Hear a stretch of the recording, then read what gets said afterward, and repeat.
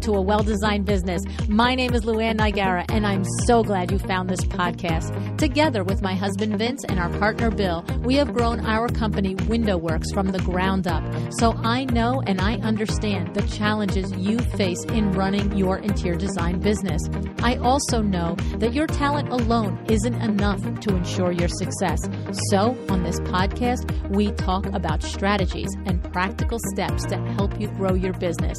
But make no mistake about it, we have our share of fun here too, mixed in with those aha moments that I love so much. This isn't fluff. Nobody has time for that. Whether you are a new interior designer or a seasoned designer, I am here to help you create and to manage the kind of interior design firm that you dream of. It's straight talk and it's action. Are you ready? Let's get started. Hi, welcome to A Well-Designed Business. It's Power Talk Friday. As I'm sure you've noticed, like I have, the world is paying more and more attention to sustainability. I mean, because of climate change, because of the pandemic, more and more, everyone is looking to connect to brands and businesses that support a positive environmental change in all industries, not just interior design. Now, we've touched on sustainability and the topics surrounding it more in the last 18 months than all of the 6 years that we've been on the show here, okay? And not too long ago, if you missed it, I had a terrific conversation with Corinne Benson and Melanie Kaplan of the company store.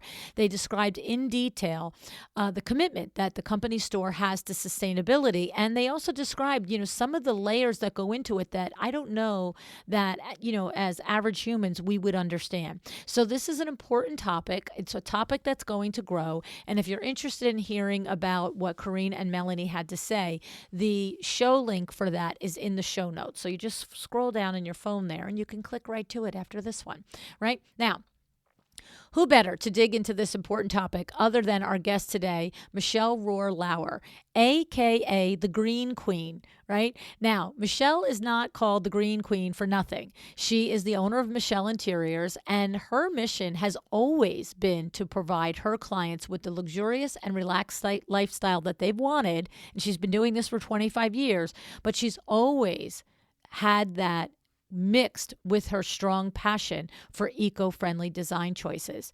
And Michelle refers to her approach to eco-friendly design and educating her clients in this way. She says, choose a shade of green that fits your lifestyle, and in the process, it will produce a healthier indoor living than you had previously and a healthier planet.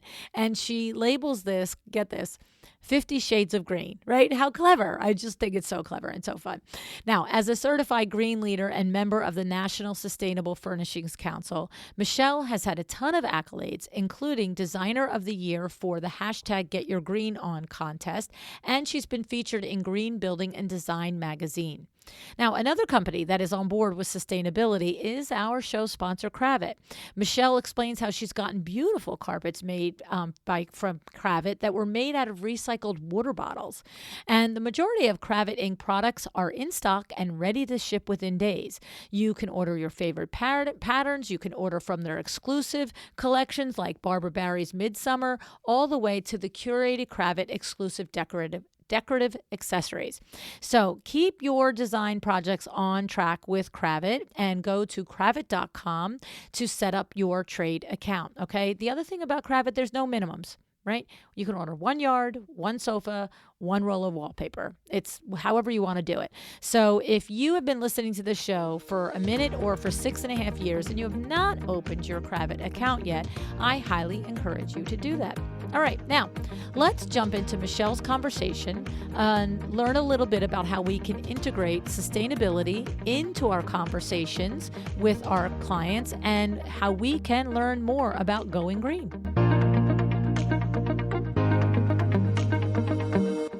Hi, Michelle. Thanks so much for joining me on the podcast. Hi, Luann, and thank you for having me. It's my pleasure. I'm very excited to be I think here. it's funny how proper we're being after the craziness that we've just had the last hour. Every once in a while, it just strikes me as, who are we kidding right now? It's like you shake it off, right? That's it. I'm like, okay, game face, Michelle, act Yeah. serious. You're smart, I'm smart. Let's pretend here. Yes.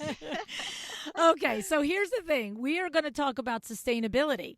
And I have to say that we've had, half a dozen shows on sustainability over the last year to 18 months. Of course, it's an important topic. I know that it's an important topic on all the levels of being a good global citizen and all of the things.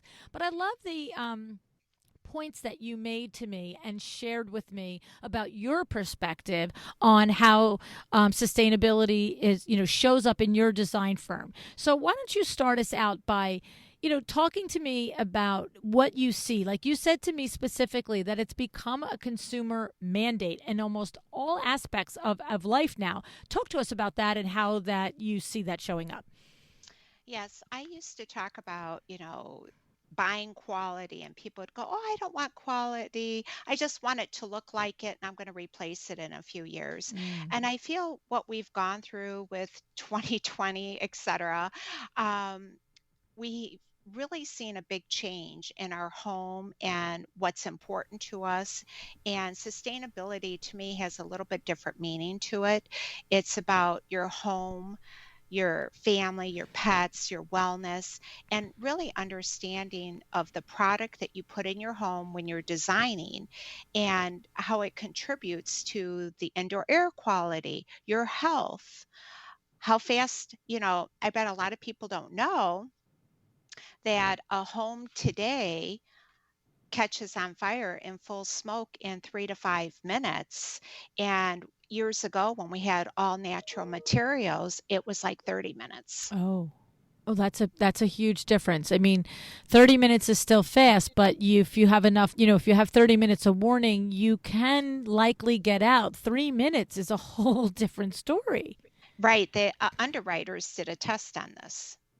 Wow. And they did a home that has all of the products today, all the synthetics. And then they did a home that was more of the naturals with your wool, your cotton, etc. And they just started a small, fire or a flame, I should say. It wasn't a fire at that point. It was just a Mm. tiny flame. And you can watch it on YouTube, the internet. They have it on there, but in 5 minutes you can't even see the room. And what's hard about that is firefighters a lot of times can't. It's dangerous for them to go in Mm. to save people. And so with all of that and understanding the importance of using more natural products when we can, it doesn't mean that you have to all the time. Uh, and buying the quality, I just felt it was really an important time after everything that I've seen, and I'm sure all the other designers out there. I don't care if I look up a food website, a clothing website, everything has some type of story behind it, which I also feel helps our bottom line and keeps us relevant and sets us apart with the Mm. client.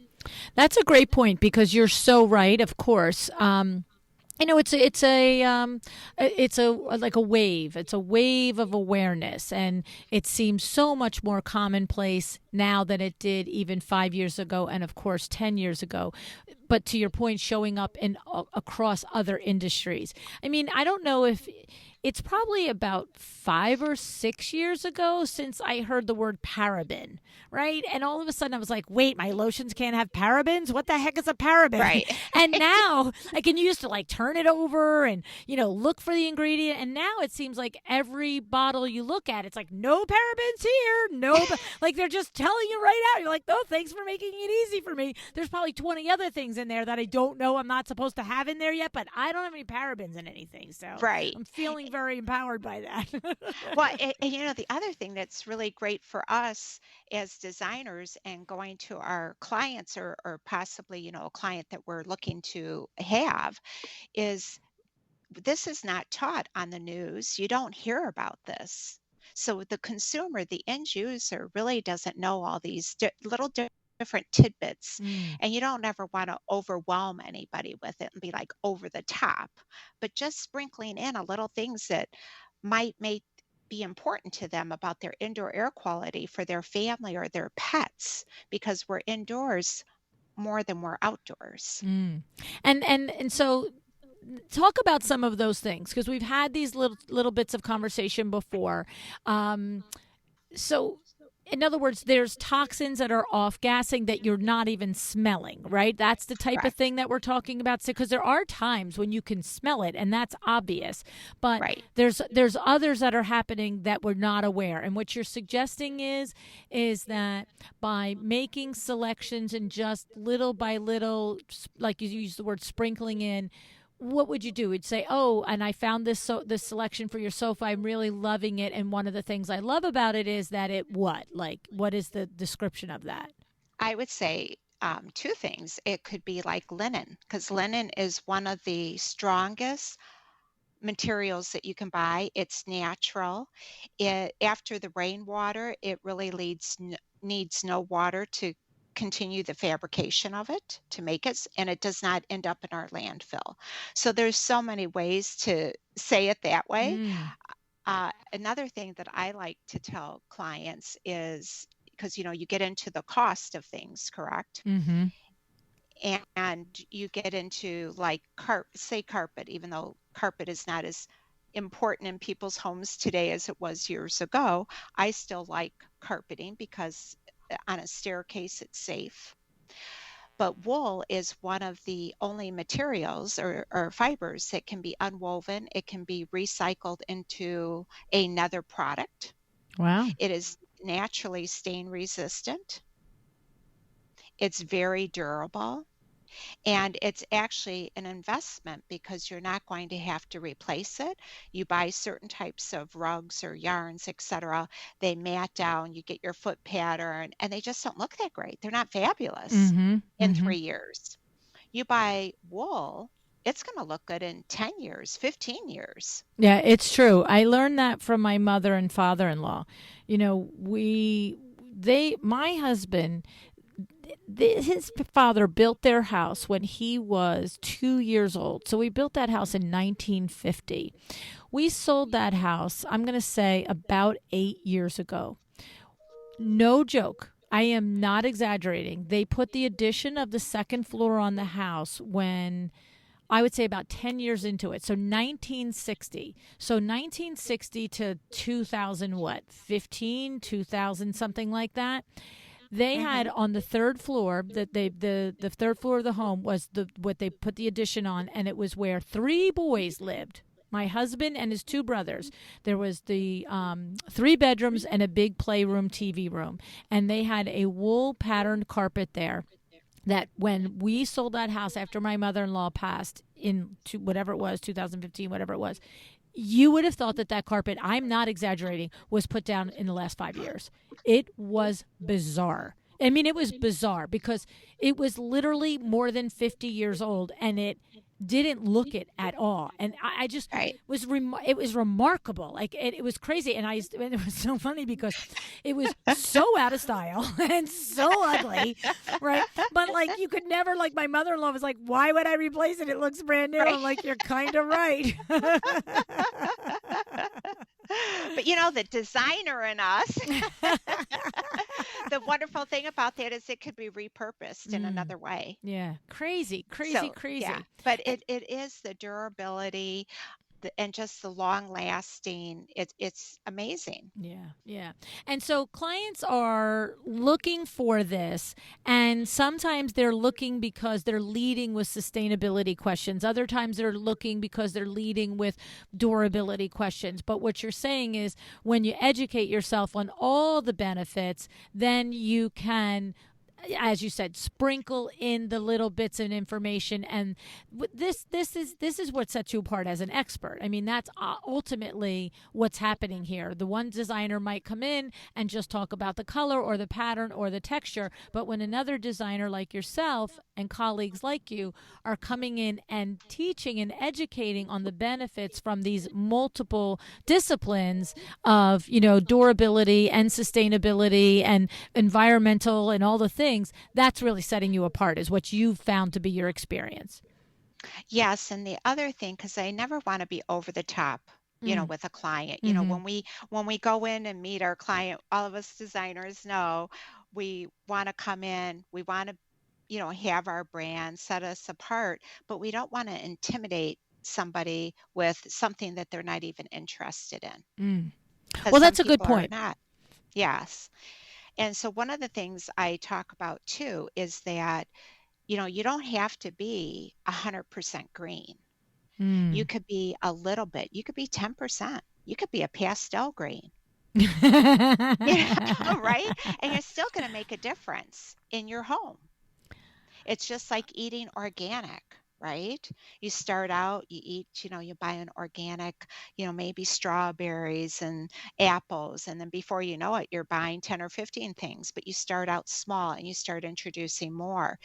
But the other thing that I like to get across when you're talking to one of your clients is that they don't have to feel like if they don't buy, if I have to tell you, I'm not vegetarian. I probably eat 20%, 25%. That's questionable, right? Mhm. So it's the same thing within your home. It's not that everything that you purchase has to be sustainable. One of the things that I think is important that people are not always aware of, there's a lot of product that you need in your home that the way that they manufacture it makes it sustainable. So say for instance, Sub-Zero, they use barely any water to make their products. Mm.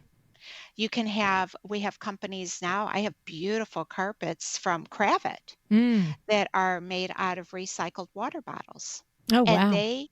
they feel the hand on them. Everybody, the designers all like, how does it feel? You can walk on it barefoot. And then it's also pet friendly. So Ah. it's not only about having the sustainable product, but it's about what we're already using it and how to repurpose it so that it is getting reused versus being put in our landfill. Mm. So there's two different ways of looking at it. And I think it's just educating the client on this. And it's also, I feel, helps our bottom line And you tell us about how it so how does it help your bottom line? because you're educating people on buying something that is not going to end up in our landfill. And I think people are, even if they don't hear the word sustainability as much in their vocabulary or on board with that. Mm. People are very on board with not filling up our landfill. Yes, that's a concept that the layman can wrap around their head. Right, You just visualize it and you just right. your stomach just hurts thinking Yeah, about it's it, like, right? oh my gosh, right, right. Right. So, using that terminology, I think can help, and people are going to be, more willing to pay more for an item that's not going to end up in the landfill. I tell people, I go, okay, I have, people call in and they'll be like, oh, I just bought a new condo and I want to refurnish it and I'm leaving this other condo. And I said, well, what are you doing with the furniture that's in your condo? Oh, I'm not taking it and I'm just leaving it because it's cost me more money to move it than what I paid for it. Mm. Well, that's what happens when you don't buy quality furniture. That's a true statement, Exactly. right? Exactly. So there's all different ways of sprinkling it in gradually within the conversation to the client to really help educate them where it could be beneficial to them and their family and Okay. not feel like you're coming in like like a freight train like Right, about right. sustainability, but where you're just educating them because I would say 90% of the people that I meet do not know So when that I was what I was going to ask you. Do you find that people are coming to you because they know that you're an authority on it, that you write about it and all the things? Or is it more a 50-50 or whatever percentage is some people are coming to you because that your website and your writings are attracting it? Or is it that you're introducing it? I think I'm more introducing it. I think it's a small percentage of people who are looking for that immediately. Mm. And are you finding that maybe they weren't looking for it immediately, but when you start to talk about it and introduce it, there's obviously interest there that people say, oh, and if we could do it just as nicely or what, blah, blah, blah, that would be Yes. important. I think it's huge because you think about all the things you can do with landscaping today that is sustainable, but people don't think about their home furnishings and inside the home as much. So I feel that it's just a way that it again sets you apart, Mhm. because when you go in and you just sprinkle it into your conversation of how you can help them, they'll Mhm. be like, "Oh, I haven't heard that before. Mm. Oh, I did not know that." Mm. Yeah, I have to say, just visualizing it, being, that's what I always do. I always think, well, what if I were the consumer and she was on the appointment with me and this is what she was doing?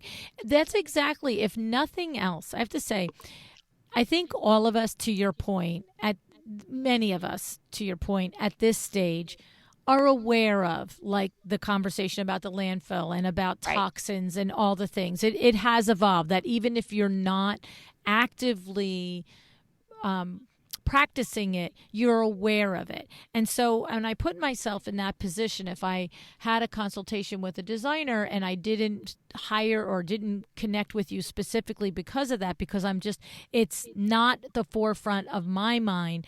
If in that conversation, you were to start to just educate little things here and there, in my mind, it would definitely set you apart, whether it was important to me or not. I have to tell you, just objectively, I would come away and think, "Wow, she's smart. like she knows stuff." Well, and I think, like, say, for instance, you get a call to go and do a kitchen, for instance, and you Mm, start talking about your family, your children, the parents, the pets, your friends, and talk about making choices that can, help your indoor air quality, mm, and mattresses, mm, all of those things that people, because I think people do care about making sure their indoor air quality is better and cleaner. They just don't know how to do it. 100%. No, no, no. 100%. If you started talking to me and saying, "Do you care about your indoor air quality?" I'd be like, "Yeah." And then I'd be like, "What do I have to do to care about it, Michelle?" And then if you gave me valid suggestions, either or, yes, as long as I can afford it and as long as it looks as beautiful and all the things, yes, Right, I would make those choices. And what's interesting is, I think one of the takeaways for our colleagues listening is, what I know is, as a consumer, I can picture myself now at dinner with my friends and them saying, "Oh, so how's it going with the project?" And I'd be like, "Oh yeah, we got all this order, we got all that." And I got to tell you, guess what she told me about mattresses, or look what she told me about like this kind of the exhaust in the kitchen that I had no. Do you have this kind? Like, you don't know the crap that's in your air, you know? Like, I could see, rather than like talking about how beautiful the design is, I'd probably would relay the practical information that you taught me. yeah, and I do feel it sets you apart. Yes, I mean, it definitely does, because that would be my takeaway from it. And also too, because like I say on the show all the time, I expect you to make the room pretty. That's what you do for a living. Like that, Right, I'm not even. That's not the bar that you have to reach. Of course, you're going to leave me with a pretty room. That's my. That's like, great. You did your job. Thank you. Right. But you right, want to really impress. You really want to go the extra mile. You really want to make it memorable when you have taught me something or added extra value in a way. And teaching something to your consumer is adding extra value. Right. And that's memorable. And that's something I can go and talk about. right. And even like with kitchen cabinets, having a eucalyptus cabinet, which is really kind of in the grass family, but it's very renewable. Mm. It's very hard. And not only is it, sustainable, but it's also going to be a bit better product to have in the home for bumping into it, Wow. for the finish. So, also the hardness of things or the strength, like linen is very strong. It's a very strong fiber. Mm. So, not only are you getting the benefit of the sustainability, but you're getting product that you get to live in your home and not be stressed. Mm. And worry about it wearing Right, out way before it right. should. Yeah. And I look at it as sometimes what I'll tell my clients, and depending on everyone's approach, is I tell them it's an insurance policy for Oh, the health and wellness of their family. nice. Nice. That's very nice. I mean, that's the thing. If you can connect it to somebody in something that means something to them, now you're sort of like just sliding right in there, right? Who's going to say, no, I don't want my family to be healthy. Thank you. Yeah. That's not important to me. And the thing is, there is like, I think, if we were having this conversation 4 or 5 years ago, I'd be like, how much healthier do you think you can make me? But I've had enough conversations on the podcast to know that there are actual physiological differences that occur because of it. I'm thinking of Mike Peterson. I'd had to find his name in my head. Mike Peterson. He was on the show a couple of years ago, and he was talking about the actual physiological cellular effects of sustainable design and biophilia design and all of the things, and how it can positively or negatively affect you and at a physical molecular level. And the thing is, I think maybe it's because I've interviewed 800 designers, or maybe because it is just more talked about. And I'm like being a little facetious. I think it is way more talked about, and people are seeing it in their architectural digest, in their Better Homes and Gardens, and online. Yes. And so if you're going to sprinkle that in, then I'm going to be saying to myself, like 5 years ago, I'd have been like, really? How unhealthy is that mattress? Come on. But now Yeah. I might say, when you say it to me, oh, I need to think about the mattresses in my house. Like that's what Yeah. I'm trying to express, that we're at Right. this point in time where a lot of consumers aren't just going to dismiss it offhand and think, oh, that's hocus pocus. It's like, no, no, no. I just read about that in Time last week, or I just read about that in Forbes. What do you know about it? Right. Right. And we've heard about paint for quite a while now with low VOCs. Mm-hmm. Mm-hmm. So that is kind of like a household name. Right. You would not expect to buy interior paint anymore that would have VOCs. Right, right, So right, right. It's the evolution of the awareness, and then all of a sudden, the exactly. industry comes along, and then the consumers come along, and sometimes the consumers drive the industry. It happens it happens both ways. But I think you're right. You're at a particular moment in time where it's crossing our eyeballs in a lot of different areas and places, and so for an interior designer to introduce it to the conversation is really a nice way to set you apart and set your firm up as experts. And it's good. And the thing is, you have this phrase, 50 shades of green. You alluded to it when you said, a light green before, but talk to us about that. And I also was reading on your website that you do live events and you call them 50 shades of green. Talk to us about that. Yeah, so I came up with the 50 Shades of Grey. I'm sure you know where that came from. No, But I really only wanted to, read scientific novels. Come on. yeah. So I'm recalling like in the 90s that I had countertop material, late 90s, that was like recycled glass, had all these different types of materials. And people were not interested in them at all because they were so much more expensive Mm, than all the other products. mm, And I feel sustainability has also really come down because it's just, again, something that people are looking for. But I think the 50 Shades is, I really wanted it more of the mindset, like for myself, when I think about exercising or working out, I exercise, but I don't work out like an athlete, mm, but it still makes a difference on my health. mm. And the same with buying food or doing different things that are healthy for you. And I wanted that same feeling on the interior of the home, where you didn't have to be a deep rich forest green, where we call LEED certified, correct? Because Mm, there aren't that many homes built that are LEED certified. mhm.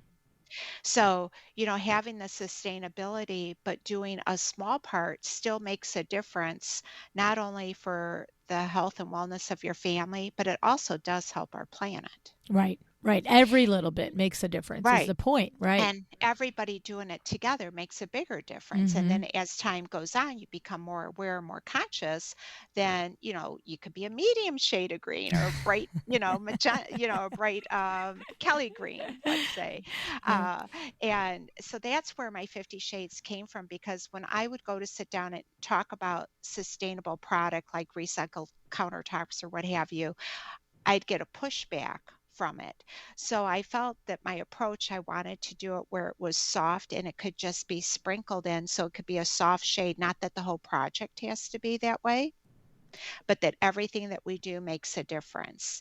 And then the 50 Shades of Green events that we do, we are looking at the end user. Okay, so this is the events where you are gathering together other peer colleagues from Correct. similar from other industries, well, from collaborating industries, builders, all the things, and you are inviting the consumers, and together you're educating them in a public event.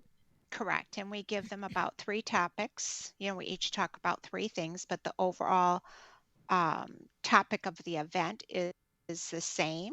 And then we each talk about three things. I always feel people can't absorb more than three things. They're Right, going to it's be hard, yawning and like, especially I'm if it's all new bored. information, right? Right, right. And you just hope for them to walk away with one nugget. Mm-hmm.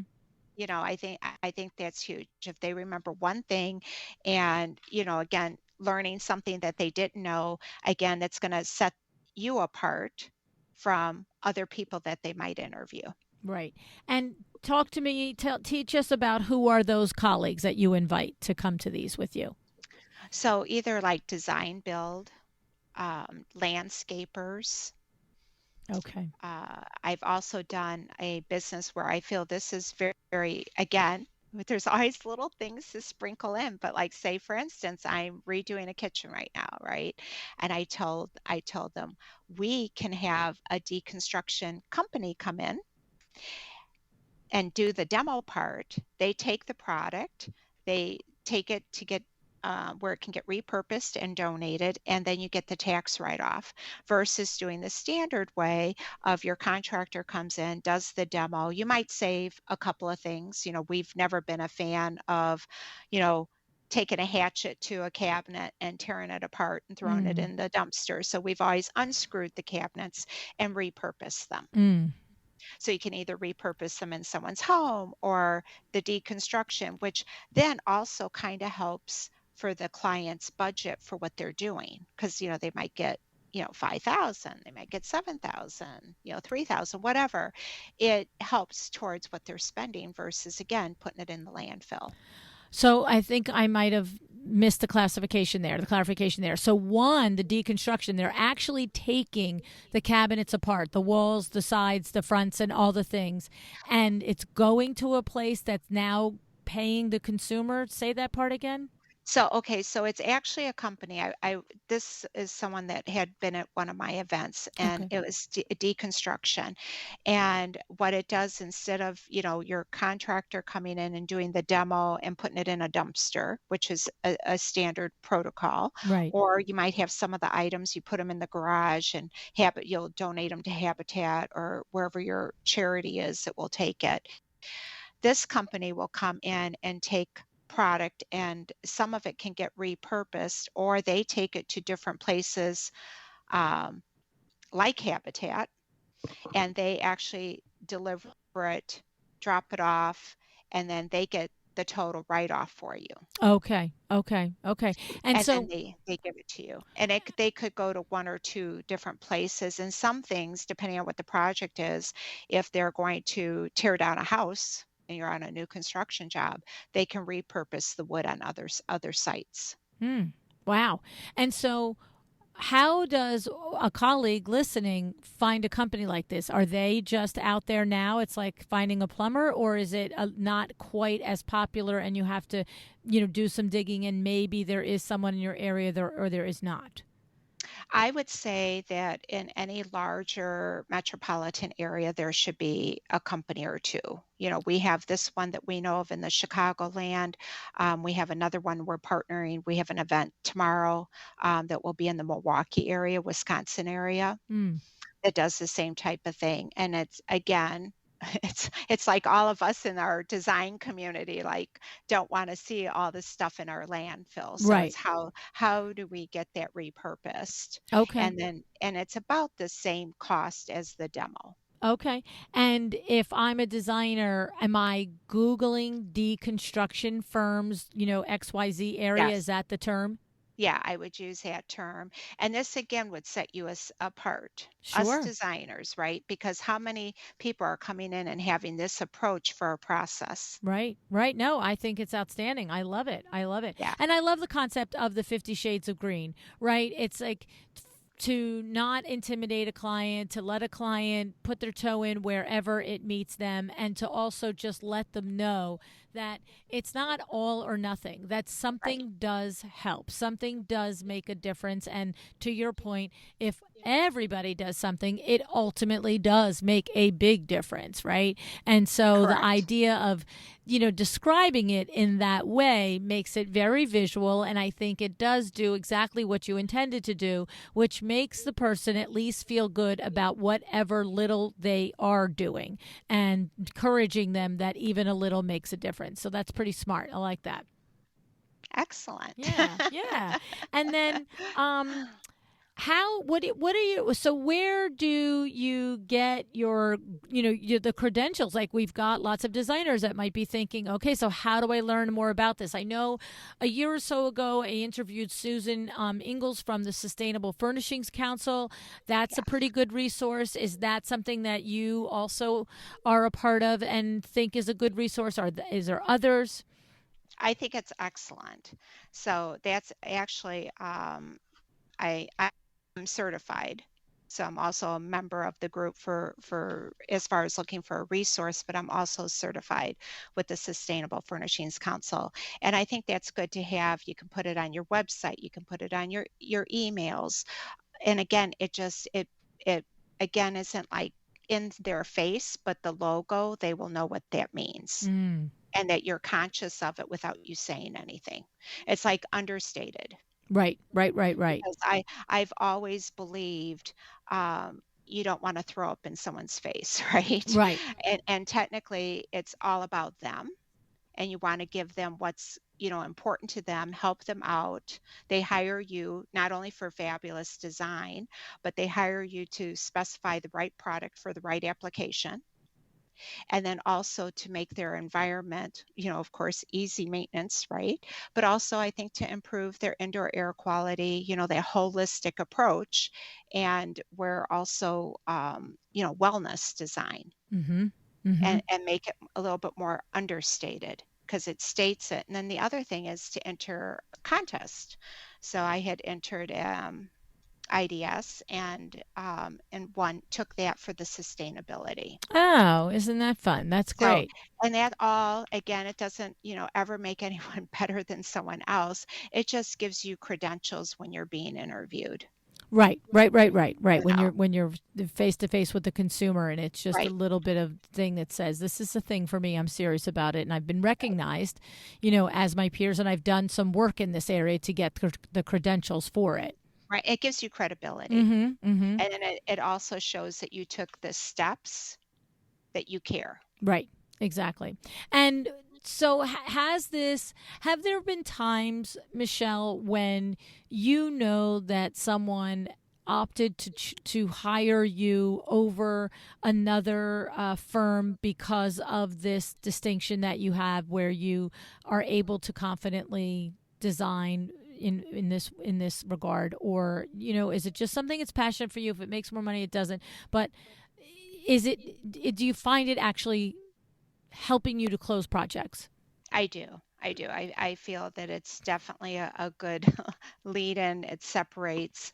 And again, it's kind of like when I tell people I know how a shower gets built. I can sell you the most gorgeous tile, but if the shower is not built, well, it's going Mm. to fail. Mm. So I think it's the whole thing is that bringing in this with the sustainability. And I also feel, the taking stuff apart and repurposing it is also important to people. Mm-hmm. And we also have organizations that like for mental wellness, because a Mm. lot of times people have everything is like in perfect condition, really, right? It's just they're tired of it, it's Right. outdated, whatever, but it's still beautiful. It's still a beautiful piece. So there's different organizations that take those pieces that are setting up living spaces for people who are looking to live on their own independently. Nice. So there's all different ways. And when you tell people this in a conversation as you're talking to them about their project, they go, "Oh, wow, you care," Yes. you Yes. know. And I think that does set apart. And do feel it helps.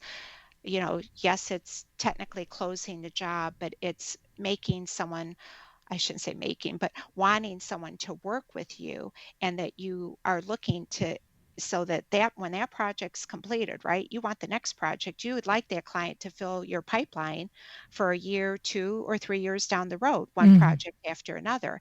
And by building that trust up front, because that's what it is. Why do people hire you, right? Right. Because they trust you.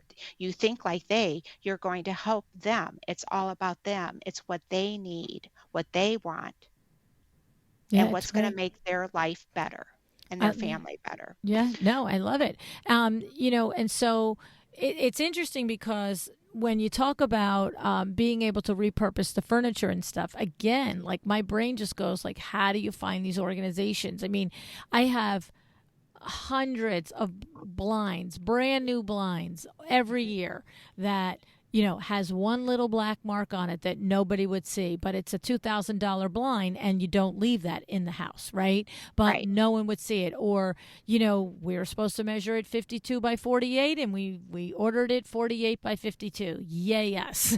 right, You know what right, I'm right, saying? right, And right, we stopped, unfortunately. We would call Habitat for Humanity. We would call right, everybody under the sun. And they're like, no, we don't want your cast offs. And they're brand new, perfectly good, right, thousands of dollars worth of blinds.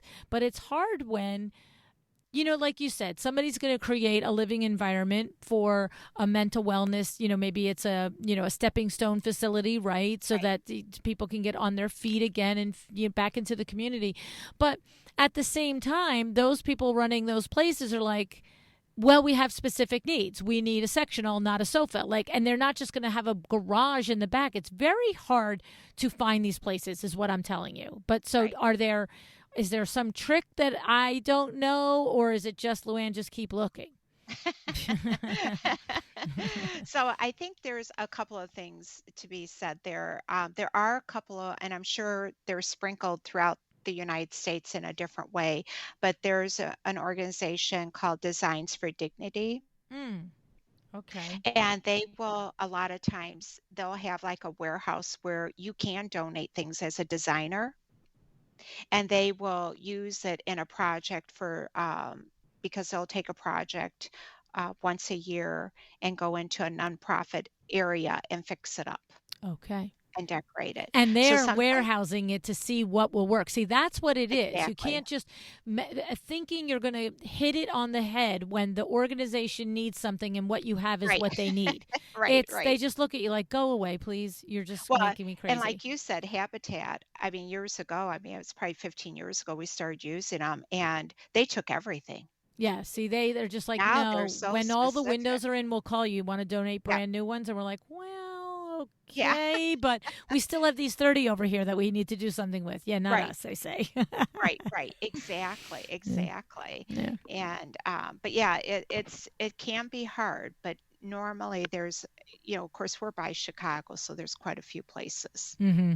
But the point is that what you have found in your practice is that when you take the time as the owner of your design firm to Mhm. go and cultivate these sources and resources, I should say, Right. and you make them available to your clients, you have found that that is positively affected, your business. It has increased Yes. your profitability and increased your client base and your relationships with those people because they appreciate that you were able to suggest these solutions for them. Right. And I think the other thing, like, because we're always like, teaching the client in some format, right? And also building our bond, for our client relationship. Mm-hmm. And one of the things that's different about charity, and it could be a church too, because churches take a lot of charity or Mm, donations, mm. but they never can go into the client's home. And that's something too to helps educate and build that education for the clients. Like, well, we do this, we do that. We go up to your house. You say, tell us to take this here. We move it over here. We make a little kitchen for you while we're destroying your main one. Right. All of these things, but a charity place cannot go into the home because they don't have insurance. Oh, So it's again just building. I always feel that helps us designers to build our level of importance to the client and understanding. So like we will make sure that the whatever you want to donate is in the garage and ready for pickup, but that's as far as they can go. I see. I see. Okay, so even these little intricacies of the Yeah, and information I and think what you need all to the know. yeah, I think, and again, it's still repurposing. It's still the same umbrella, but Mhm. you're talking about it in a different way, and you're just building, I feel, and I have found it for myself that when I say these things to clients, that it builds a trust within us that they call us for everything. Yeah, that's great. I love it. I think it's great. I mean, I just, as we started by saying, it's a thing. It's a thing, and more consumers are interested in it, aware of it, and it's not such a thing that you wouldn't stand out if you were to start to introduce the conversation to your clients, because it's one of those things where it almost feels like, when you have never seen that kind of a car before, and you're just like, you're sitting there at a light and you're like, I never saw that car before. And then all of a sudden you see it everywhere, right? Right, right. Right? It's like, oh. And I feel like that's what it is. It's sort of, there's one conversation here happening about sustainability. There's another conversation there, to your point, about having, not fill the landfills. Another conversation about off gases and mattresses and air quality, and it's just all kind of coming at us. And to be a resource for the consumer when they have you in as the expert on the design, to be able to give some intelligent commentary and consultation on that too, seems like the right time and space right now for that. Yeah, I feel it's so easy now because when I started this probably about 4 years ago, like officially Mm. 4 or 5 years ago, it was much harder Yes, because you conversation, had to and I feel really get me it's from really zero easy. to where you are. Like, right, Exactly. right. That's what I'm saying. It's like, it's almost like that car. It's like, oh, there it is again. Before it was like, what car? I don't see that car. I don't. That car doesn't matter to me.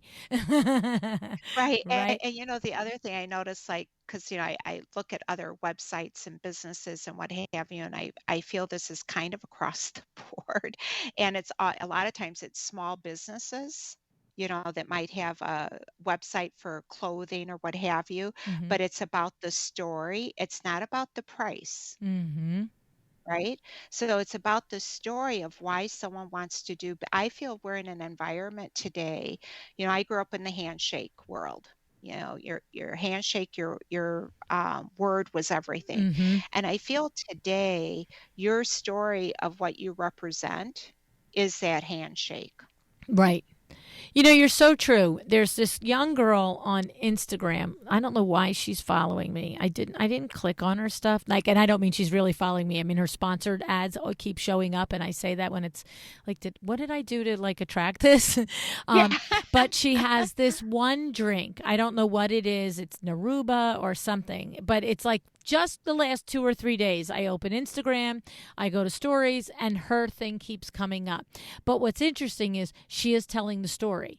And there was Yeah. one reel she did the other day, and she was said something like, I didn't listen to it completely. This is exactly what I'm talking about. It's like, I'm kind of heard of this girl, kind of saw her, kind of saw the drink, not really paying attention. But in 2 weeks, in 2 months, in 2 years, next thing I know, I'm like, oh, yeah, that's Sally with the Naruba thing, Yeah. and I love it, blah, blah, blah. You know what I'm Right, saying? right. Right?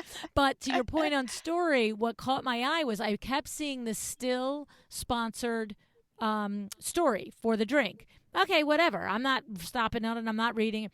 Then one day, there was a reel, and I didn't pay attention front and center, but it was something where she said, did I think 2 years ago this? Did I think 2 years ago that? And then it was like the printing there. And it was basically, she was telling the journey of how she just came up with this drink because it was better for her and her family. And now it's this explosive brand, right? Yeah. And so, to your point, she's telling us the story of her drink. And that is really what is so important now, is the storytelling. And when you talk about clothing, you're right. There's all these little boutiques, and it's like, this boutique believes in, sourcing clothing that's, whatever, eco-friendly, whatever it is, but Right. they're giving you that whole thing. And it is much more commonplace now. You're 100% right. And I also feel what's more important today is made in the US Yes, yes, yes, yes. is much more relevant. So I think all of it, it all works. Right, right, right. And it's all coming together at a moment in time is what's Yes, happening. Yeah, yeah. yes, yes. And you Very can get good. Oh people my to goodness. listen. Yeah, no, it's great. And of course you're living proof of it. You're proof of it. You're experiencing the positive effects on your design firm, and it matters to you. So it's not something where you're saying, well, I'll do this to get more clients. No, it Right, matters to you. right. And by evidence, by your educating yourself on it on a deeper level, more meaningful level. So I think it's awesome. I mean, thank you so much for sharing all this information and your experience with this today, Michelle. Oh, thank you, Luann. It's been like fantastic. I've enjoyed it. It's a passion, and actually very excited to share it with other designers. I think it's, we all, need to share different things as we learn it. 100%.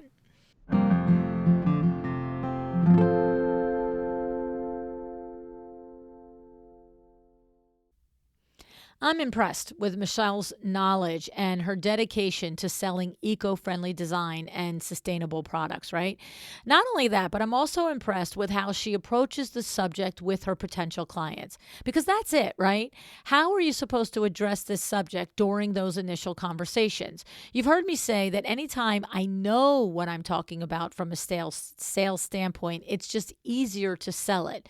So when a client sees that you know what you're talking about, that trust develops and you're on your road to, having that relationship, right? And this is the case no matter what you're selling. It reminds me of Rochelle Platt when she was on the show recently and she explained her approach to selling upholstery without having a sit test. It was her knowledge and everything she said to her client that made it easy for them to say, yes, Rochelle, that's the sofa for me without ever having to sit on it, right? And it's the same thing with sustainability and spreading the wave of awareness.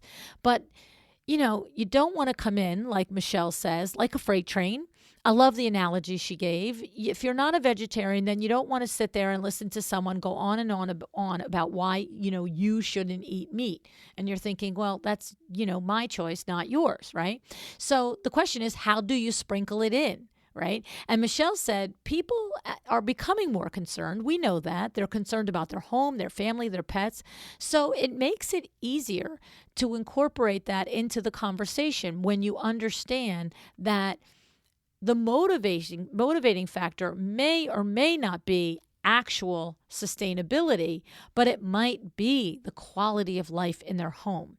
And all it is that initial conversation where you're, as we said, sprinkling it in and figuring out what's important to them. Okay. So it's the same for you. What resonates with you?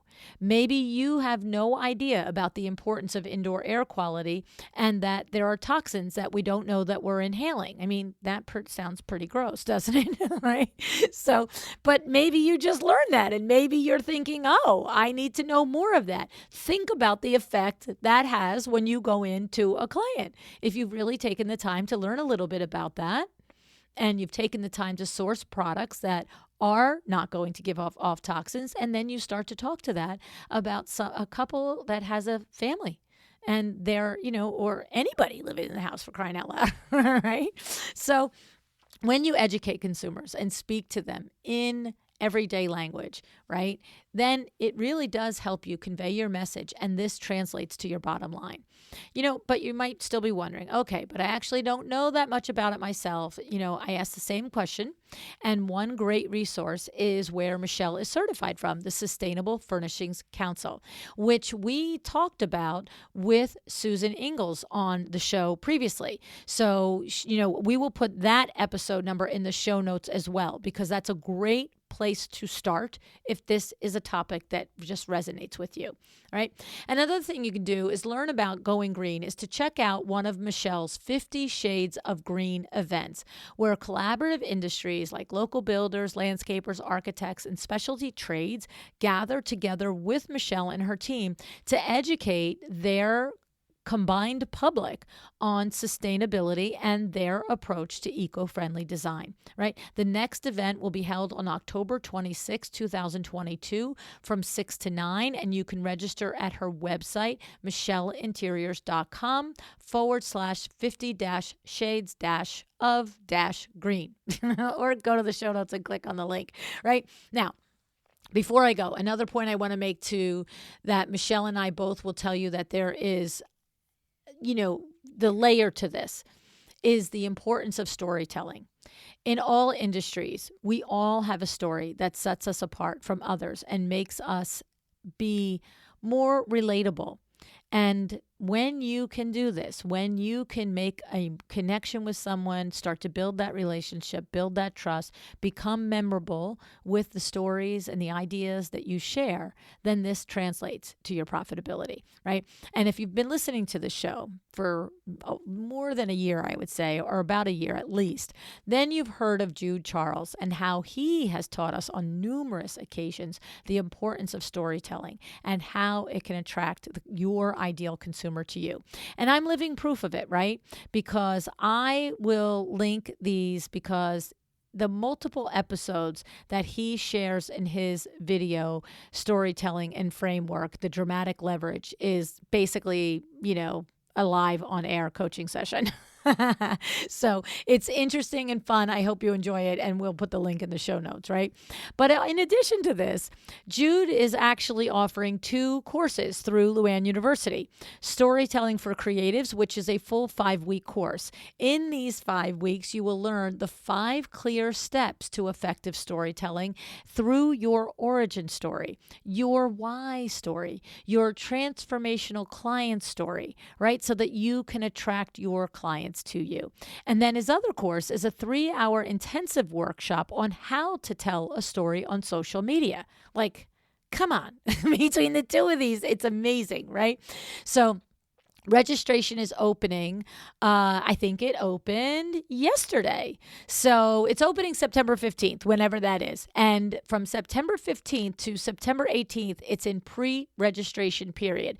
So on the 19th, it switches to early bird. So what does that mean? Like, what is that pre-registration early bird? That means these 3 days are the least expensive that every course will be. That's the plain English of that translation right there. Okay. Then early bird will be open. Then, of course, it'll switch over to regular pricing. All right. So go to luannuniversity.com to check out Jude's courses and all of the things that we have offered there. Okay. So I have to say, if this were a topic that you brought to me, that Michelle or any of the others brought to me 5-6 years ago, I probably wouldn't have been that interested. I would have thought, well, this seems like design information to me, right? You know me. I'm not interested in, the design part of it. But the thing is, sustainability has come to have a different meaning now, and it is definitely more prevalent. And I do think that when you take the time to educate yourself in this area and then take the time to wrap your story around it, right? Because you can't just walk in. It's the sales process. You can't just walk in and repeat what you learned in a certification class. If it doesn't have meaning and connection to you, it's not going to have any meaning to the potential client that you explain it to.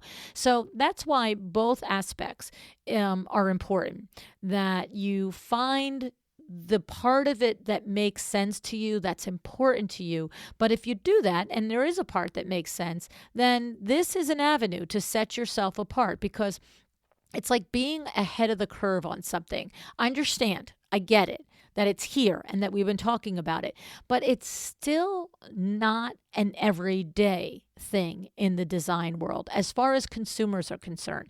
And when you go back to Susan Ingalls' show, you're going to hear that I forget the number, the statistics were, but it was something like, I don't know, 65% of all consumers are interested in sustainable products and furnishings for their home, but 65% of all consumers have no idea how to get them. So whether the number was 65, 85, 55, but the thing was, it wasn't 5%. Okay. And so what that means is that there is an opportunity for you here to put a stake in the ground. There's another saying, like there's early adopters, there's the wait and see people. I don't remember the three things.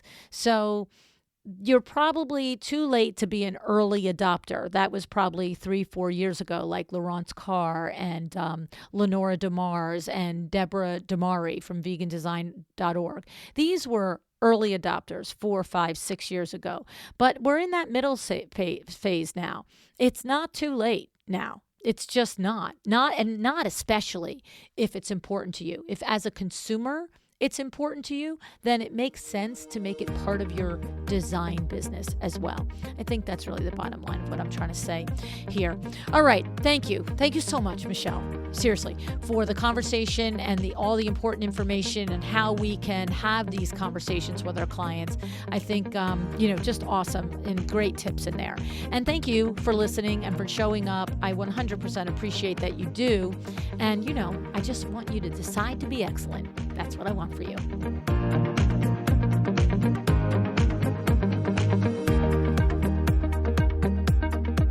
Thank you for joining me today. This podcast is a production of Luann Nigara, Inc. If you want to know more about me, my books, or Luann University, go to luannnigara.com. And if you are interested in having WindowWorks help you with your next window treatment or awning project in the New York, New Jersey metro area, go to windowworksnj.com to learn more. Have an excellent day.